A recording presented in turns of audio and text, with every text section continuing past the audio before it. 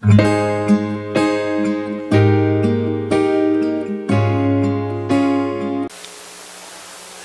살아가면서 사람들과의 관계를 무시하고 살아갈 수는 없는 것 같습니다. 관계 안에 다 엮어져 있죠.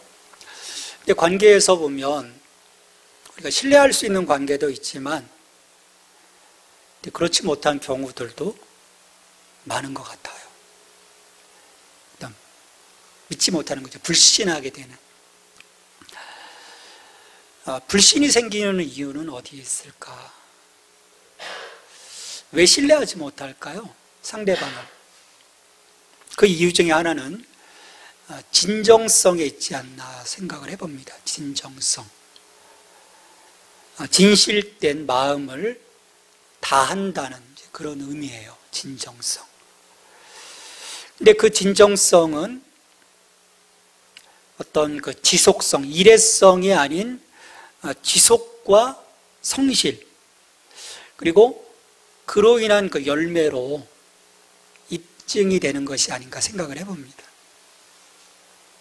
한 번 가지고 어떻게 그 사람의 그 진실된 그 마음을 확인할 수 있겠습니까?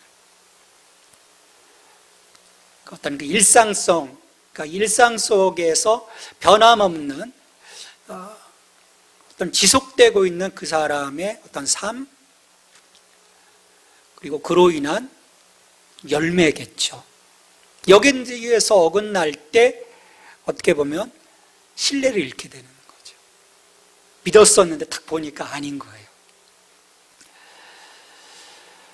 이런 그 진정성이라는 측면에서 예수님과 제자들, 예수님과 무리들, 이 사이는 여전히 먼 것입니다.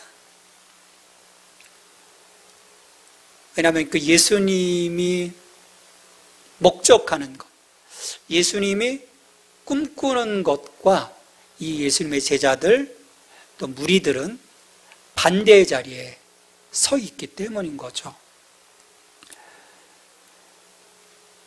그래서 사람들은 어떻게 보면 예수님을 자기 자리로 끌고 가려고 하는 거예요.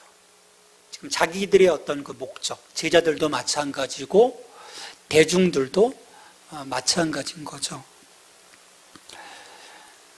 그럼에도 예수님은 변함없이 자기 길을 가시는 거예요. 우리가 복음서를 통해서 그걸 분명하게 보죠. 주변에서 뭐라고 하던 예수님이 원래 오신 그 목적대로 계속 가고 계시는 것을 볼 수 있죠. 제자들이 물론 그 과정 속에서 예수님을 주라 시인했고 또 하나님의 아들이라고 고백도 해보지만 여전히 어떤 그 진실된 마음, 그 진실된 마음으로 그들이 그 예수님의 그 목적하신 그 길에서 함께 연합하지 못하는 것을 보게 돼요. 이건 우리의 어떤 삶에서, 우리의 신앙에서 보면 치명적인 오류인 거죠. 언제고 버그가 날 수 있는 사고가 터질 수밖에 없는. 그래서 복음서에서도 보면 어떤 과정에서 그런 일들이 터지게 되는 거예요. 그들의 어떤 그 진정성, 그 예수님 앞에서의 어떤 그 진정성이 아니었기 때문인 거죠. 계속해서 문제들이 이제 드러나게 되죠. 우리가 오늘 읽지는 않았지만 마태복음 21장 1절로 11절, 우리가 이제 종려주일에 이야기지 않습니까? 예루살렘 성에 입성하는 장면. 그 사이 장면에서도 이 차이가 분명하게 드러나게 돼요. 사람들은 난리를 칩니다. 종려나무를 들고 흔들고 자기의 겉옷을 깔고 잎사귀를 깔고 호산나 호산나 다윗의 자손으로 오시는 이여, 열렬하게 환영을 해요. 근데 예수님은 거기에 전혀 반응하지 않으세요. 그냥 이 옆에서 막 환호성 올리는 것과 상관없이 예수님은 그 길을 가시는 거죠.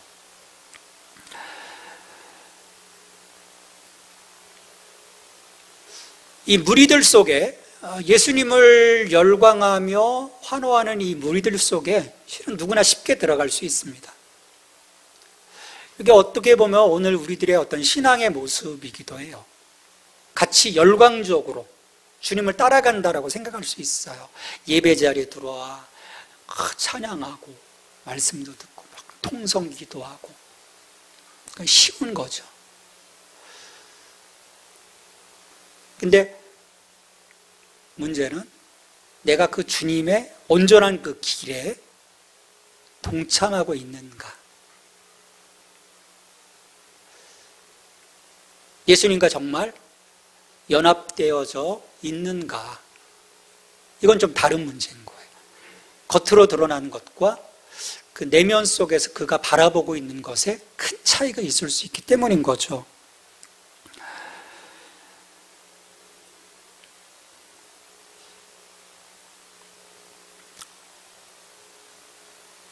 그러니까 제자들과 예수님의 어떤 그 간격, 또 무리들과의 어떤 그 간격, 그것은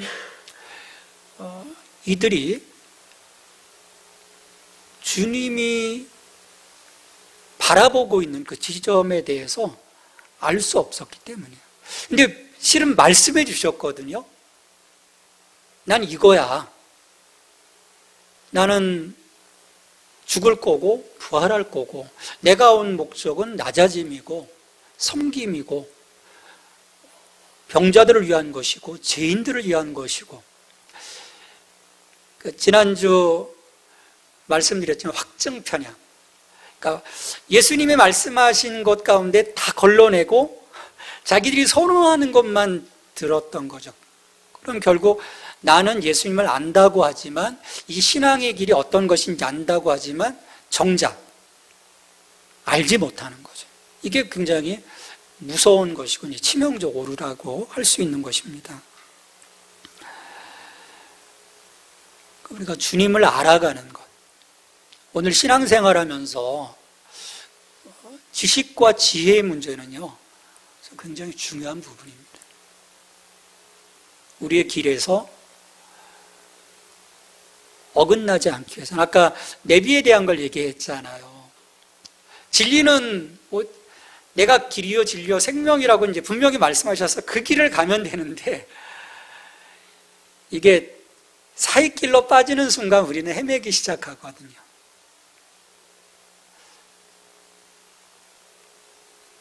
온갖 지식을 동원한 다른 길을 바라볼 것이 아니라 내가 주님을 알아가기 위한 그런 헌신들을 통해서 그 길로만 가면 그게 생명인데,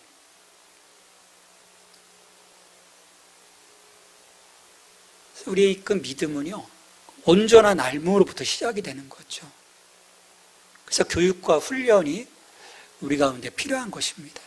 이것이 없으면은 우리는 계속해서 잘못된 어떤 성향들을 가질 수밖에 없는 거예요.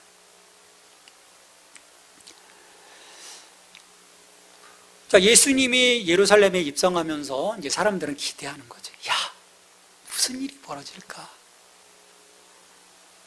근데 예수님은 그런 무리의 바램과는 달리 자신의 목적대로 행동을 하시게 되죠. 그래서 예루살렘에 들어가자마자 곧바로 성전을 뒤집어 버리십니다. 있을 수 없는 일인 거죠. 왜 뒤집어 버리셨을까? 성전을 보셨을 때 거기에 인간의 무지와 탐욕, 그것으로 가득 차 있는 것을 보았기 때문인 거죠. 그래서 뒤집어 버리세요. 그곳에서 자행되고 있는 상업 행위를 척결합니다. 12절에 보면 예수께서 성전에 들어가서 성전 안에서 매매하는 모든 사람들을 내쫓으시며 돈 바꾸는 사람들의 상과 비둘기 파는 사람들의 의자를 둘러 엎으시고, 원래 이 어떤 그 재물에 바칠 짐승들 또 환전하는 것, 이거는 성전 안에 있었던 것이 아니에요. 감람산 쪽에 원래 그런 시장들이 형성이 돼 있었어요. 근데 대제사장 가야바의 비호 아래 이게 성전으로 들어온 거죠. 왜 들어왔겠습니까? 이권을 챙기기 위한 거죠. 성전으로 들어와서 이권을 챙기게 되니까 어떻게 됩니까? 이 상인들은 환전을 할 때나 짐승을 팔 때 더 많은 돈들, 수수료를 요구하게 되는 거죠. 예수님께서 이걸 보신 거예요. 지금 순례객들을 위한 배려가 아닌 거예요. 이 사람들을 이용해서 돈을 벌고자 하는 그 대제사장들의 또 종교 지도자들의 그 탐욕, 그것들을 보신 거죠. 그래서 다 뒤덮어버리셨어요. 지금 사람들은 이의를 기대했던 게 아니거든요. 지금 내전으로 가는 거예요. 지금의 상황은 이 무리들이 볼 때 왜 굳이 지금 로마의 총독, 로마의 군대, 그들을 대항해야지 왜 우리의 정신적인 이 자리인 이 성전, 그리고 종교 지도자들과의 어떤 대적, 이것들은 기대했던 부분들이 전혀 아니었던 거죠. 상상할 수 없었던 일인 거예요. 사람들이 몰려드는 거죠. 이게 무슨 일인가? 그럴 때 예수님께서 그 장면을 지켜보고 있던 사람들에게 강력하게 말씀하십니다. 13절에 내 집은 만민이 기도하는 집이라 일컬음을 받으리라 하였거늘 너희는 강도의 소굴을 만드는도다. 백성들의 영적인 부분, 하나님과의 온전한 관계를 책임져야 할 지도자들입니다. 이 지도자들이 만민이 기도하는 집으로 하여금 하나님께 예배하는 거룩한 공간으로 만들어야 하는데 이제 타락한 인간들의 자리로 만들었던 거죠. 특별히 거기가 이방인의 뜰이에요. 많은 이방인들이 하나님을 믿는 일들이 생깁니다.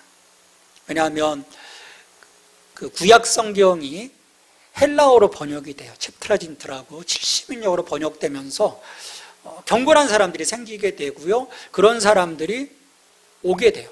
순례로 오는 거죠. 바로 그들이 모여 기도하는 자리인데, 본전에는 들어갈 수 없기 때문에 기도하는 자리인데 거기에다가 이런 장소를 만들어 놓는 거예요. 자기들만의 어떤 장사 소굴로 만들어 버린 거죠.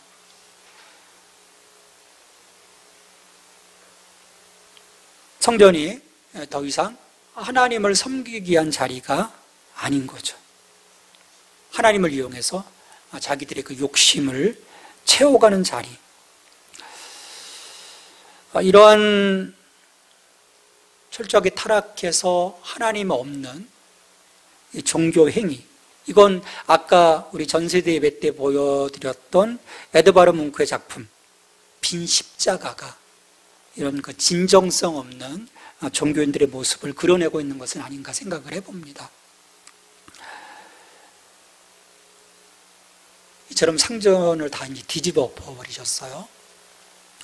그리고 나서 한 행동이 참 재미있어요. 21장 14절에 보면 맹인과 저는 자들이 성전에서 예수께 나오매 고쳐주시니. 지금 상황이요. 한번 생상을 해보세요. 막 지금 막 뒤엎고 채찍질하고 돈 날리고 막 짐승들 막 뛰어다니고 그런 상황이었던 거예요. 그런 상황 속에서 예수님이 성전에 나온 맹인과 또 저는 자들, 그 자들을 치료해 주셨다. 자기 이권을 챙기는 종교 지도자들과 달리 예수님은 하나님의 전에서 일어나야 할 일이 무엇인지를 이 일을 통해서 지금 보여주고 계시는 거예요. 마태도 보여주는 거죠. 상반된 모습. 장사하는 이들과 이 종교 지도자들로부터 외면당하고 있었던 맹인과 저는 자들을 치료해주는 이 모습, 이걸 통해서 그리스도의 몸된 교회가 무엇을 해야 될지를 보여주는 장면입니다. 아까 전세대 예배하고 연결이 돼요. 우리가 그리스도인으로서 주님의 몸된 교회로서 우리는 무엇을 해야 하는가? 우리가 그리스도인으로 살아간다는 것이 무엇인가? 나의 것을 챙기는 것인가? 하나님의 그 영광을 위해서 우리가 세상 속에 어떠한 모습으로 서야 되는지.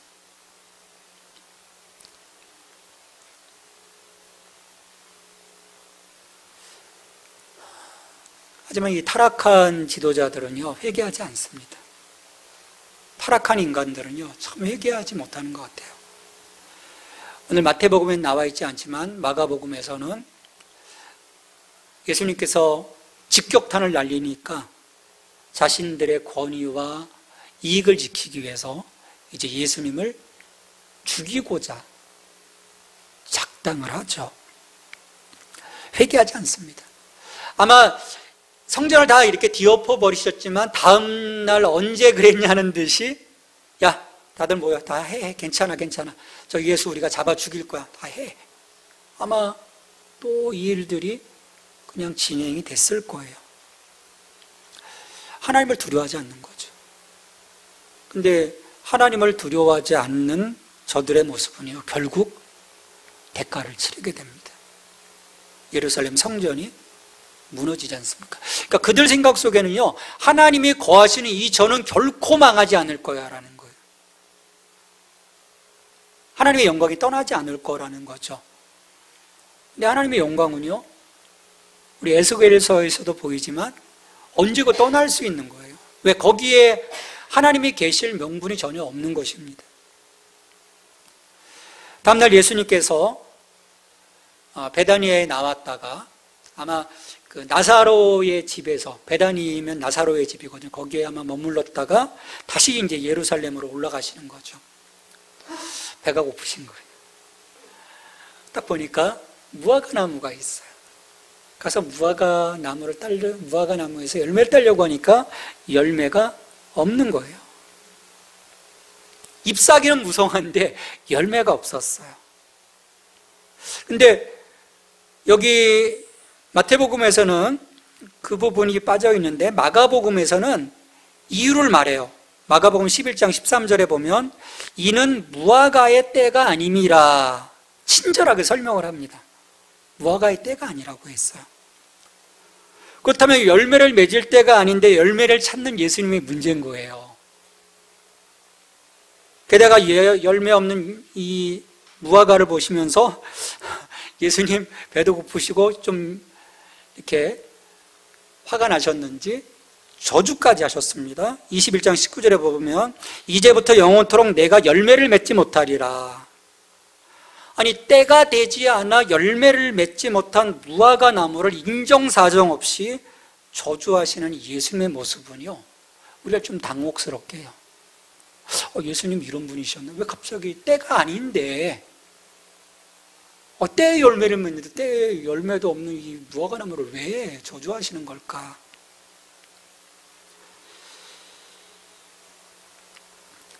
자, 이 무화과 나무 저주 사건은요, 이 성전 정화 사건과 아주 밀접하게 연결이 되어 있습니다. 실은 마가복음에서는 이게 먼저 있어요. 그리고 나서 또 성전 정화를 하시는데 아무 의미 없이 드러나는 그런 일화가 아니에요. 무화과 나무는요, 이스라엘을 상징합니다. 무화과 나무는. 이스라엘을 상징하는 무화과 나무가 잎만 무성하였다는 것은요, 그 당시 이스라엘의 영적이고 종교적인 모습인 거예요. 뭔가 겉으로는요, 화려해요.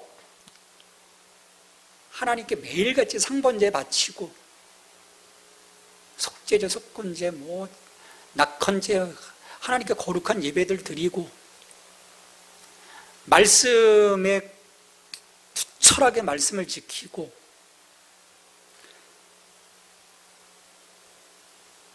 이런 현상은 그 지도자들에 대해서 더욱 구체화되죠. 뭔가 화려해 보이고 뭔가 열정적인 것 같아 보이지만 바람직한 열매를 하나도 맺지 못한 거예요. 그러니까 예루살렘에 들어가셨던 첫날 이 성전을 둘러보시면서 예수님은 그들 가운데 아무런 열매가 없었던 것을 확인하셨던 거죠. 그것과 빗대어서 지금 이 무화과를 저주하고 계신 거예요. 내가 영원토록 열매를 맺지 못할 거다. 이 무화과 나무 같은 경우에 열매 맺는 과정을 보면요, 다른 나무와 달리 특이한 점이 있습니다. 11월부터 3월까지 5개월의 우기 동안 양상한 가지로 겨울을 보낸 무화과 나무는요, 6월절이 이제 다가오는 그 즈음에 조그만 잎사귀와 함께 첫 열매인 무화과를 맺습니다. 첫 열매. 그리고 10월까지 이어지는 긴 여름 동안 무화과 열매를요 5차례 맺어요. 파괴가 맺힌 다음에 이게 떨어지고 또 맺히고 또 맺히고 그러면서 마지막 테에나라고 하는 먹음직스러운 무화과가 열려요. 지금 히브리어로 이 첫 열매인 무화과와 이후에 열리는 이 무화과를 가리키는 히브리어 단어는 전혀 다릅니다. 요 6월절 즈음에 어간에 열리는 것은 파게라고 해요. 그리고 그 이후에 열리는 열매는 테에나라고 하죠. 근데 이 파게와 테에나를 그냥 다 무화과로 한 단어로 번역하면서 이 두 종류의 무화과가 실은 구별이 되지 않은 거죠. 그러니까 지금 6월절 즈음인 거예요. 예수님이 6월절 어린 양이시지 않습니까? 이 6월절 즈음에 첫 열매인 이 파게를 예수님은 찾으신 거예요. 철에 맞지 않은 행동이 아닌 거예요. 그러니까 때가 아니라고 한 것은 테에나가 아직 맺히지 못했다라는 거지, 파게는, 근데 이건 뭐냐면 상품 가치가 없는 거예요. 테에나 비해서 당도도 떨어지고, 하지만 충분히 먹을 수는 있었어요.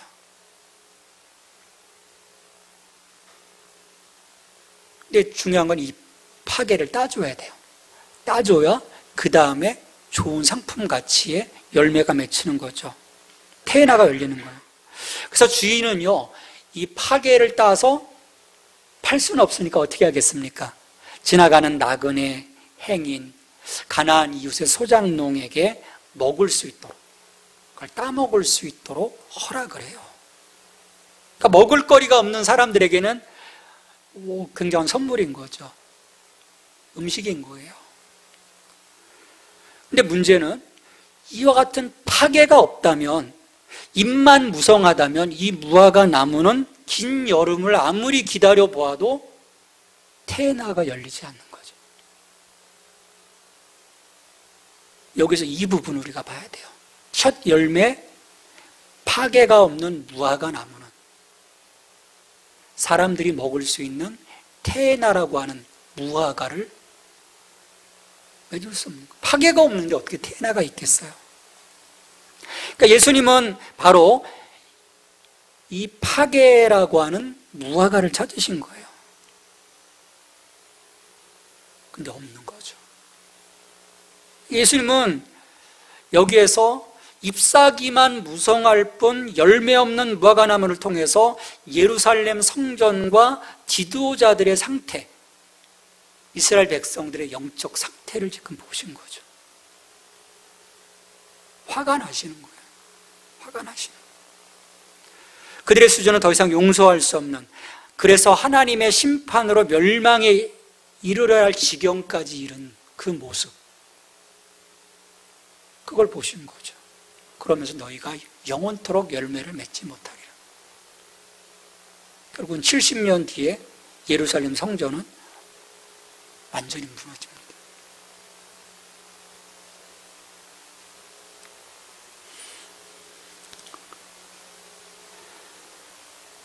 마가복음 11장 14절에는 좀 더 이 부분을 다르게 표현하고 있죠. 이제부터 영원토록 사람이 내게서 열매를 따먹지 못하리라.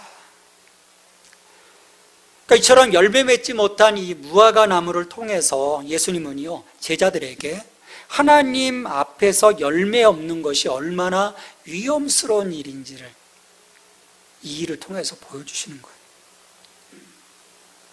그러니까 우리 신앙에 열매가 없다면 그것 또한 존재의 의미를 상실하는 거고요. 우리의 진정성을 잃어버리는 거고요. 그것은 결국은 죽은 신앙이라는 거죠. 하나님의 심판. 결국 죽을 수밖에 없음을 얘기하는 거예요.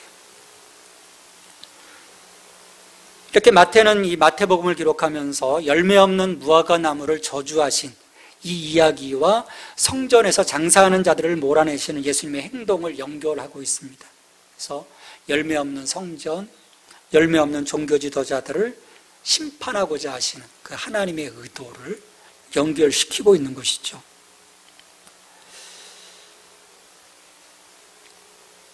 형식만 있고 열매가 없는, 내용이 없는 그런 유대교, 동시에 심하게 부패한 성전의 제의와 종교라면 더 이상 존재의 의미가 없다라고 하는, 예수님은 그걸 다 갈아엎으시는 거죠. 하나님 앞에서 자기 자신을 제물로 드림으로써 새로운 언약을 세워가시는 그 모습으로 이러한 그 모든 것들이 축적되어서 나가게 되는 것이 아닌가 생각을 해봅니다. 저는 이 말씀이 그 당시 유대교회만 해당된다고 생각하지 않아요. 이스라엘 백성들에게만 해당된다고 생각하지 않아요. 뭔가 잎사귀는 무성하고 입술로는 뭔가 요란한 오늘 이 땅의 교회들을 향한 하나님의 경고이시기도 하죠. 열매 없음에 대한 경고.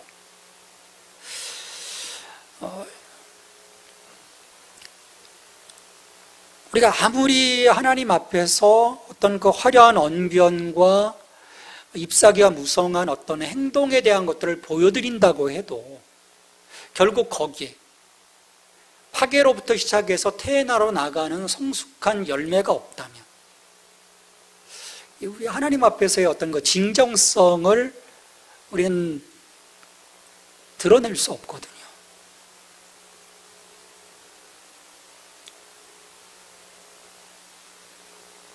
그리고 예수님은 분명하게 말씀해 주시는 거예요. 열매 맺지 못할 거고 결국 뿌리채 말라버린 무화과의 그 모습이 그런 이들의 끝일 것이다 라고 예수님은 분명하게 경고하시는 거예요.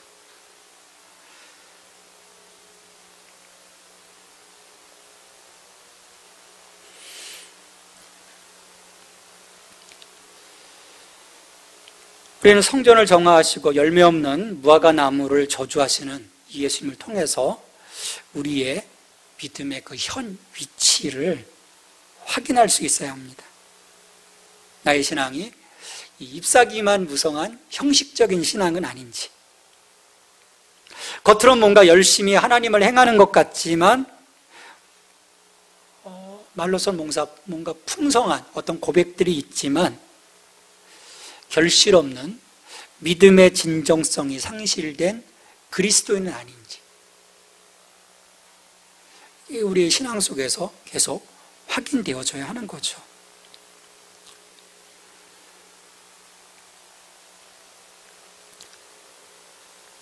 그와 함께 나의 신앙이 하나님의 질서를 벗어난 그런 신앙은 아닌지, 이 종교 지도자들을 보면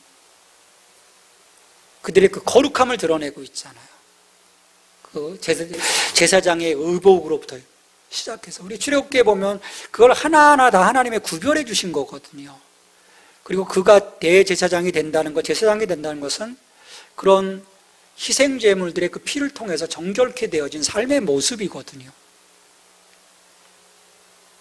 근데 그런 그 하나님의 그 거룩함의 자리에 서 있어야 할 이들이, 하나님의 질서 속에 있어야 될 자들이 세속주의와 배금주의에 빠져서 자기의 욕심만을 채우려는 이기적인 그 신앙, 종교 지도자의 모습에서 예수님은 그걸 보신 거거든요. 그래서 갈아엎으신 거예요. 그게 아니라는 거죠. 근데 오늘 이런 세속화되는 그 신앙이 우리들 속에 들어와 있는 것은 아닌지, 그러면 이미 그건 죽은 신앙이거든요. 열매 맺을 수가 없는 거죠. 이번 총회에서 많은 목사님들과 교인들이 깨어있는 분들이 얘기했던 부분들도 이런 부분인 거예요. 벗어나자는 거죠. 이 땅의 왕국을 세워가기 위한 그 노력이 아니라 하나님 나라를 세워가자.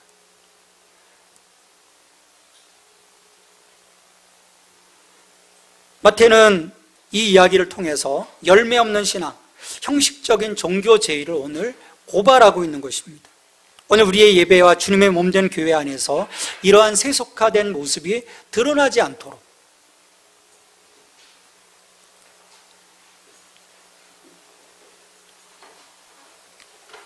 이스라엘 성전이 아까 말씀드렸던 것처럼 주 70년에 철저하게 파괴됩니다.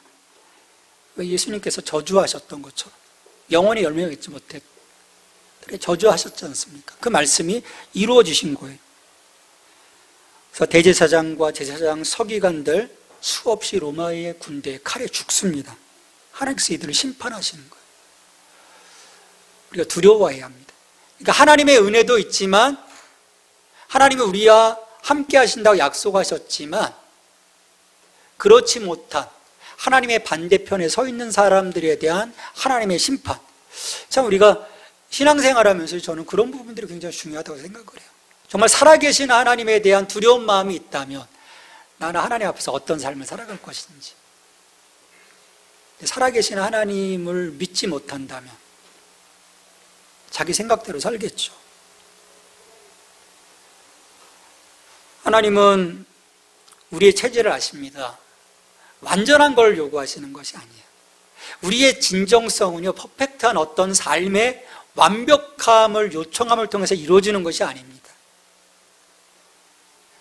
하나님 앞에서 비록 투박하지만, 완전하지는 못하지만 파괴와 같은, 그래서 그 파괴 때문에 다음 열매인 테에나를 기대할 수 있는 그 열매가 너에게 있냐라고 확인해 보시는 거예요. 그것은 그 당시 예루살렘의 종교 지도자들의 모습, 또 무리들의 모습 속에서는 결코 기대할 수 없는 거예요. 그들은 자기들이 테에나라고 얘기했지만 그 테에나가 있기 위한 파괴가 없었던 거죠. 우리의 가능성을 보시는 하나님께 우리는 내가 할 수 있는 최선의 첫 열매, 파괴를 올려드리고 계속해서 사람들에게 생명을 나눠줄 수 있는 성숙한 열매, 테에나를 맺어 나눌 수 있는 그리스도인으로 성장해 가야 할 것입니다. 하나님 그걸 원하시는 거예요. 거기에 기쁨이 있고요, 거기에 우리 하나님이 부어주시는 놀라운 은총을 우리가 경험할 때 저는 우리의 이 신앙의 삶이요 굉장히 풍성해질 거라고 믿어요. 어떤 환경과 어떤 그 외부의 어떤 사람들의 휘둘리는 그런 신앙이 아니라 정말 내가 가야 할 길을, 왜 하나님이 보여주신 분명한 그 확실함이 있기에 우리는 그 테에나로 성장해가는 그 길을 갈 수 있는 거죠. 그리고 이미 이 파괴라고 하는 열매가 내게 맺혀 있기 때문에 우리는 갈 수 있는 거예요. 우리 그 믿음으로 살아가는, 그래서 하나님이 기뻐하시는 믿음의 자녀들이 될 수 있기를 주님의 이름으로 축원합니다. 아버지 하나님, 우리에게 열매가 있게 하심을 감사합니다. 투박하지만 이 파괴 열매를 통해서 성숙한 테에나의 열매로 나아가 우리 하나님 기뻐하시는 믿음의 사람이 될 수 있도록 저희들의 그 모든 삶을 이끌어 주시옵소서. 우리의 힘으로 갈 수 없습니다. 하나님이 우리에게 성령님의 기름 부심을 통해서만이 이 일들이 이루어질 수 있음을 고백합니다. 우리의 손길을 붙잡아 주시고, 그래서 이 믿음의 길에서 하나님의 놀라운 사랑과 은혜의 그 풍성함으로 부요함에 신앙의 삶이 될 수 있도록 주님 우리 모두를 축복해 주시옵소서. 예수님의 이름으로 기도합니다. 아멘.